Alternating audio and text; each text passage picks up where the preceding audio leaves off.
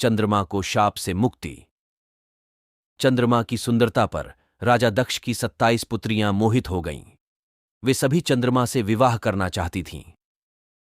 दक्ष ने समझाया, सगी बहनों का एक ही पति होने से दाम्पत्य जीवन में बाधा आएगी, लेकिन चंद्रमा के प्रेम में पागल दक्ष पुत्रियां जिद पर अड़ी रहीं। अश्विनी सबसे बड़ी थी। उसने कहा कि पिताजी, हम आपस में मेलजोल से मित्रवत रहेंगे, आपको शिकायत नहीं मिलेगी। दक्ष ने 27 कन्याओं का विवाह चंद्रमा से कर दिया। विवाह से चंद्रमा और उनकी पत्नियां दोनों बहुत प्रसन्न थे, लेकिन ये खुशी ज्यादा दिनों तक नहीं रही। जल्द ही चंद्रमा 27 बहनों में से एक रोहिणी पर ज्यादा मोहित हो गए और अन्य पत्नियों की उपेक्षा करने लगे। यह बात दक्ष को पता चली और उन्होंने चंद्रमा को समझाया।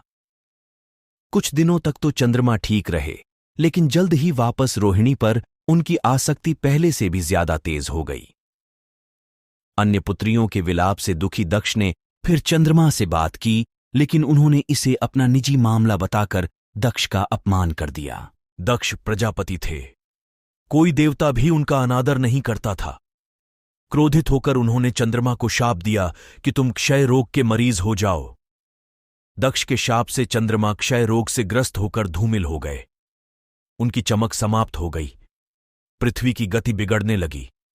परेशान ऋषि मुनि और देवता भगवान ब्रह्मा की शरण में गए। ब्रह्मा दक्ष के पिता थे, लेकिन दक्ष के शाप को समाप्त कर पाना उनके वश में नहीं था। उन्होंने देवताओं को शिवजी की शरण में जाने का सुझाव दिया। ब्रह्मा ने कहा, चंद्रदेव भगवान शिव को तप से प्रसन्न करें। दक्ष पर उनके अलावा किसी का वश नहीं चल सकता। ब्रह्मा की सलाह पर चंद्रमा ने शिवलिंग बनाकर घोर तप आरंभ किया। महादेव प्रसन्न हुए और चंद्रमा से वरदान मांगने को कहा। चंद्रमा ने शिवजी से अपने सभी पापों के लिए क्षमा मांगते हुए क्षय रोग से मुक्ति का वरदान मांगा। भगवान शिव ने कहा कि तुम्हें जिसने शाप दिया है वह कोई साधारण व्यक्ति नहीं है। उसके शाप को समाप्त करना संभव नहीं, फिर भी मैं तुम्हारे लिए कुछ न कुछ करूंगा, जरूर। शिवजी बोले, एक माह में जो 2 पक्ष होते हैं, उसमें से एक पक्ष में तुम मेरे वरदान से निखरते जाओगे, लेकिन दक्ष के शाप के प्रभाव से दूसरे पक्ष में क्षीण होते जाओगे। शिव के वरदान से चंद्रमा शुक्ल पक्ष में तेजस्वी रहते हैं और कृष्ण पक्ष में धूमिल हो जाते हैं। चंद्रमा की स्तुति से महादेव जिस स्थान पर निराकार से साकार हो गए थे, उस स्थान की देवों ने पूजा की और वह स्थान सोमनाथ के नाम से विख्यात हुआ।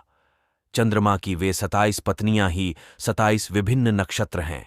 शिव पुराण की कथा।